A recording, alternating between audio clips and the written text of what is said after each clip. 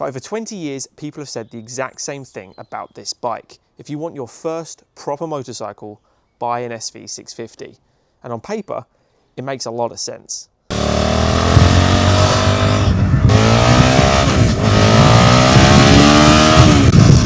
It's simple, it's affordable, it's reliable, and it's been around a lot longer than a lot of the riders are recommending it. But here's the question. In 2026, with all new tech, new advancements, is this still the bike to buy? A 650cc V-twin 75 horse-powered engine with around 60 Newton meters of torque.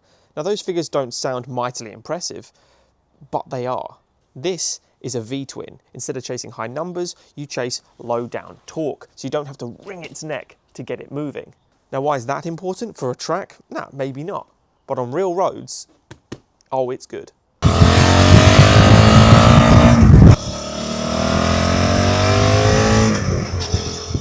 It weighs just over 190 kilos wet, which makes it light enough to feel manageable, but not so light that it feels twitchy and cheap.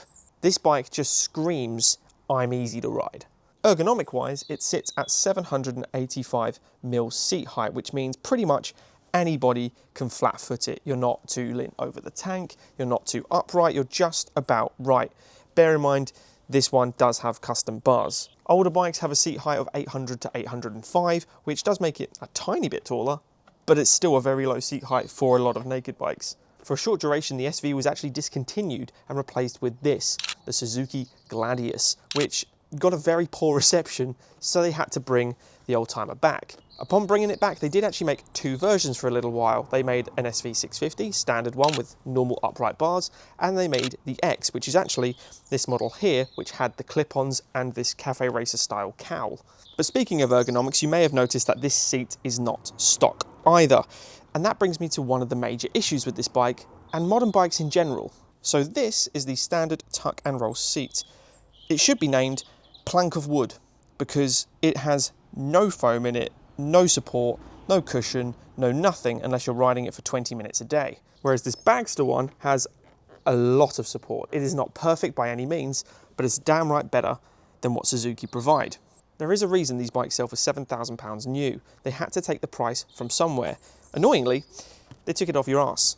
Custom seats for this bike can get pricey, so if you do love the machine, I would heavily invest. If it's a daily for 30 minutes, you might be alright with the stock seat. So why do people love this bike so much? Well, it's very easy to ride. It's forgivable. It doesn't ever want to try and throw you off. It's just super reliable. The engine on this is brilliant, and the exhaust, even though it's stock, does sound nice still. Speaking of,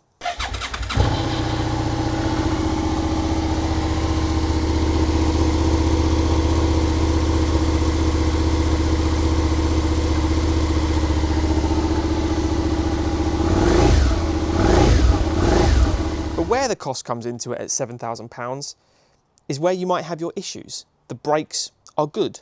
The suspension is good. The handling is good. Nothing is great other than the engine. And that's where the premium side might come into it. If you're looking for a steady Eddie bike and you're looking for those back roads to have a lot of fun on with that V-twin engine, this is the bike for you. This is an absolute steal of a machine. They've been making them since the 90s for a reason, and there's a reason they use these to teach people how to ride now. The comparable bike, of course, to this is probably the Z650 or the MT-07. All have their place on the market, and it's more subjective of what one you prefer. Personally, I think the Suzuki is king above all else, but it's personal preference. But who is this bike actually for? If you're a new rider, just starting off, it's one of the safest bets you can make. It's super reliable, it's steady, it's got great power delivery, and it's not light, so you can actually learn a lot on this motorcycle. If you've been riding for a while and you're just looking for something with a little more juice, a little weightier, maybe a little faster, it might not be for you. But if you did have a day out on it, man, you'd still love it. All right, we're finally out on a very nice day. I'm actually in my summer jacket, which is something nice. Rather than giant Alpine Stars winter stuff and heated gloves, I'm in sports gear essentially. And we're here showing off the SV650, or in this case, the X. Now we've got to get the glaring obvious thing out of the way first, because I mentioned it in the previous part of the video, that the bars are different. The X obviously comes with clip-ons to start with, and the box standard SV has the upright bent bars, which the brown grips were originally put on due to having a brown seat, which I've shown in the video already. But that seat feels like you're sitting on a plank of wood. So what is the point in keeping it when you can just get a Bagster seat, which actually allows you to sit on the bike for more than 2 hours without needing surgery. Now the SV650 is a legendary bike, it really is. It's been around since the 90s, up until modern day. Different variations. There was an era where it discontinued for a little bit and became the Gladius, which nobody seemed to like except me.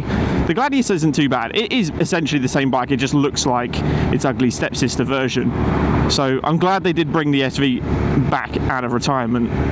This bike has an amazing dash in my opinion as well. This is the 2022 model, of course, and you can see the rev range at the top, the speedo right in the center, the miles per hour, the gears on the right, you've got temperature gauge on the right, you've got your fuel, you've got your mileage, you've got a clock, you've got everything, and you think, oh, that's quite a lot actually to include on a dash this big, but it all fits and it's all super clear. They've done a really good job at managing that. And the whole point of this video is really to show about how legendary this bike is, but also like how good it is for kind of every stage of riding.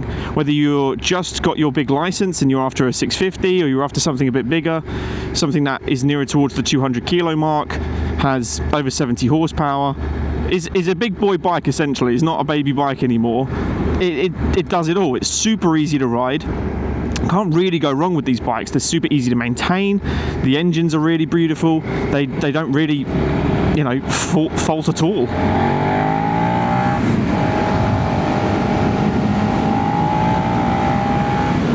Although this bike can be used on dual carriageways and motorways, I feel like this is where this particular model comes alive, is the back roads. The national speed limits in England on these sort of country roads are really, really good. Especially when they're wide like this, where you can fit two cars down them. It's dual lane. When it's a single track, maybe not as much. But the bike is so light, even though it's 200 kilos close to, I think this model is 195 curb weight.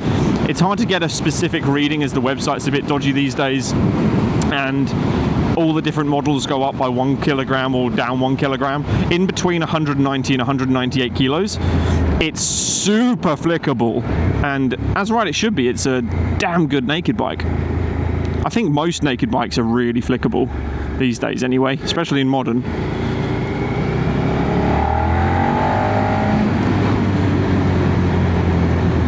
Now this bike's specialty and the piece de resistance is the engine. The V-twin engine on this thing is a work of art. It really is. With all other 650s in the category, or most other 650s in the category I should say, containing singles or just parallel twins, having a V-twin just sets you apart, and the noise, and this is with a stock exhaust, is pretty damn good actually. But the bike is also loud enough that you don't need to change the exhaust, in my opinion. I actually think the exhaust on this doesn't look too bad, as exhausts go on modern bikes where they're awful, they're really fat, they're chubby, or if you go to Honda they don't even have an exhaust anymore. You just basically always want to change something about the modern bike, and that's normally due to the Euro emissions tests and stuff like that. But with this one, I've not changed anything other than the bars and the seat, of course, but the seat's not really like a bike modification, it's more just a comfort issue. But I gotta say, it sounds great and it flies.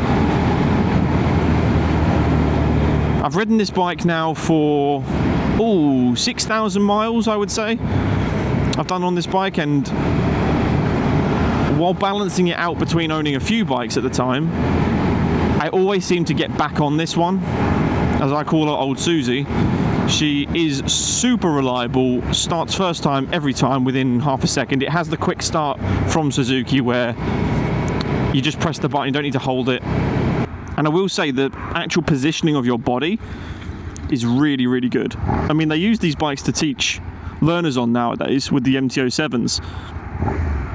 You can hear the grunt is nice, and getting up to speed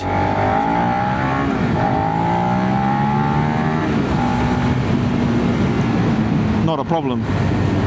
In terms terms of comfort though, for someone that is like myself, 6 foot, no problem at all. But what I like about this bike in particular is the seat height is a lot lower. I believe, and I'll correct it on the screen if I'm wrong, it's about 790, so it's lower than the 810, 820s of most modern nakeds.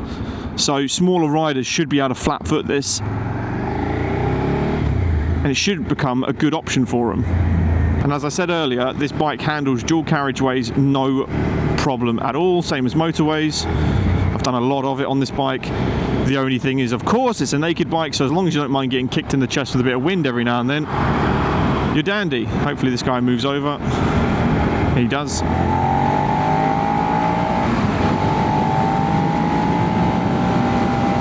I think another huge reason why these bikes are just so damn popular, and it needs to be highlighted because it's not said about enough, is they were £7,000.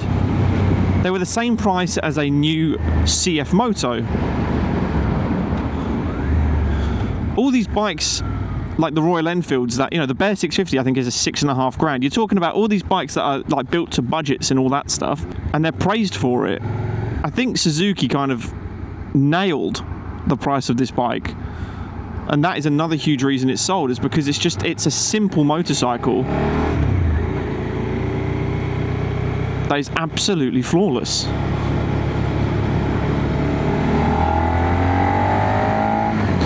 Smooth riding, smooth engine, easy wrist control. Got enough buttons as well. There's not like crazy button modes and rain mode and all that. It's just ABS. It's nice and simple. I feel like if you buy a naked bike like this, you don't need all those crazy modes. That's if you've got the higher ends, you know, models, or maybe it's a bit more powerful. You might want a sport and a rain and a road. But on this sort of thing, you really don't need it. It's almost like a throwback. If this had older clocks on, it's exactly the same as the bike from the late 90s. It really is. Same as a Honda Hornet. You know, the 600 of that. It's that category of bike where they just work so well. And if you go obviously to the higher models, you've got the SV1000s and the Bandits and those sort of things.